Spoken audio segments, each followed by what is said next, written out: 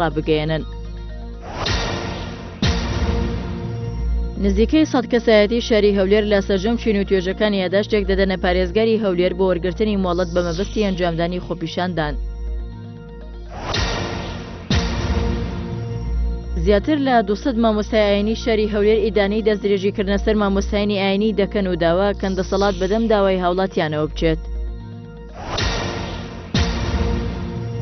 لە ڕووداوەکانی چەند ڕۆژی ڕابردووی سلێمانیدا زیاتر لە 70 کەس دەستگیر کراون و خوێندکارانی زانکۆ پەیمانگاکانیش نیگەرانن لە بەرامبەر ڕەشبگیری دەستگا ئەمنیەکان کە ژمارەیەک لە خوێندکارانیشی گرتوتەوە.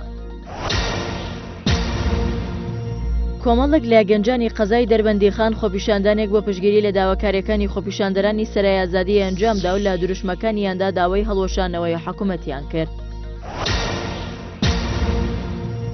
هێشتا بڕیاری دامەزراندنی 25,000 پلەی وەزیفی شاغیر لەسەر بودجەی ساڵی 2011 نەچێتە بواری جێبەجێکردنەوە و گەنجان و لاوانیش داواکەن واستە و حیزبەتی لە دامەزراندندا کۆتایی پێبێنرێت.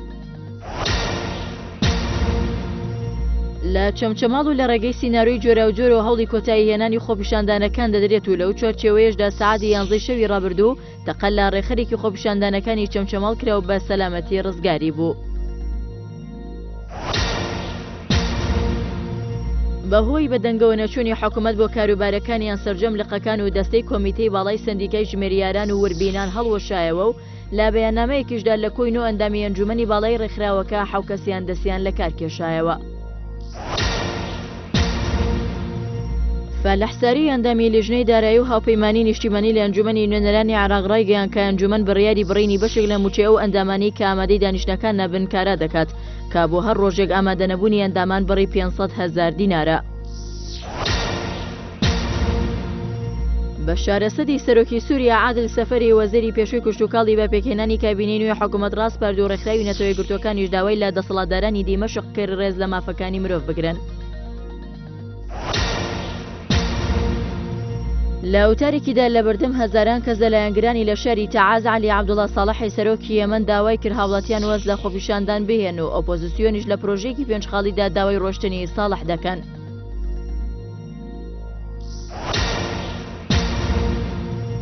پەیمانی باکووری ئەتڵەسی ئاشکرای کردوێنێ 184 هێرشی ئاسمانی بۆ سەر هێزەکانی قەزافی ئەنجام داوە. ئەو هێرشانە لەلایەن 7 فرۆکەوە ئەنجام دراون و بۆمب و موشکیان تێدا بەکار هاتووە و هێرشەکان کراونەتە سەر چەند ئامانجێکی جیاواز. هێزەکانی پۆلیسی ئیتاڵیا نزیکەی 100 کەسیان لە بەلەمێکدا ڕزگار کرد کە بە شێوەیەکی نایاسایی خۆیان گەیاندبووە دۆرگەی لامپیدوزای ئەو وڵاتە. پۆلیسی ئیتاڵیا ئاشکرای کرد زۆربەی ئەو پەنابەرانە لە وڵاتی تونسەوە بە شێوەیەکی نایاسایی پەڕیونەتەوە بۆ ئیتاڵیا. لە ژێر فشاری جەماوەردا سەرۆکوەزیرانی مەسر ناچار بوو بەرپرسانی کەناڵەکانی ڕاگەیاندنی سەردەمی حکوومەتی پێشوو لە پۆستەکانیان دوور بخاتەوە.